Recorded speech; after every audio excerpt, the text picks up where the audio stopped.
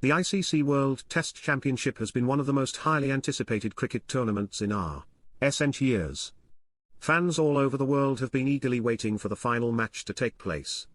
4 months ago, the ICC announced the 2 teams that would compete in the final match, and after a long and intense race, the tournament has finally come to an end.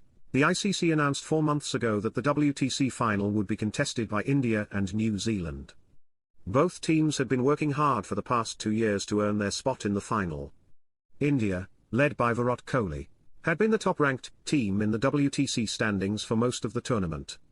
On the other hand, New Zealand, led by Kane Williamson, had been consistent throughout and had secured their spot in the final with an impressive win against Pakistan.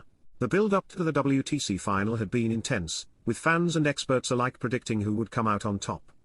India had a strong batting lineup, with players like Rohit Sharma, Sheshwar Pujara, and Kohli himself.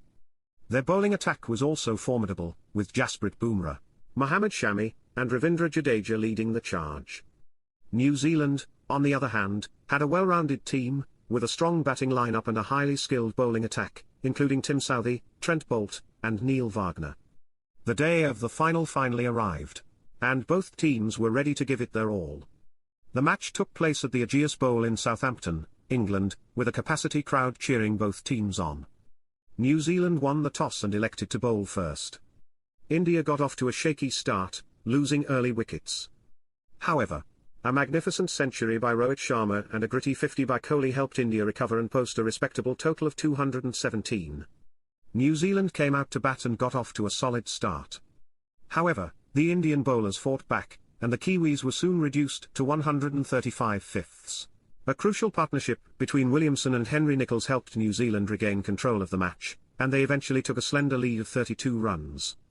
India came out to bat in the second innings, knowing that they needed to post a challenging total to give themselves a chance of winning the match.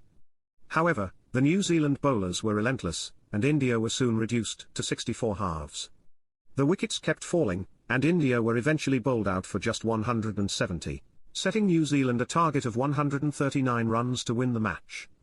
New Zealand came out to bat in the final innings, knowing that they needed to chase down the target to win the match and be crowned champions of the WTC. They got off to a shaky start, losing early wickets. However, Williamson once again played a captain's innings, and a solid partnership between him and Ross Taylor helped New Zealand reach the target with ease.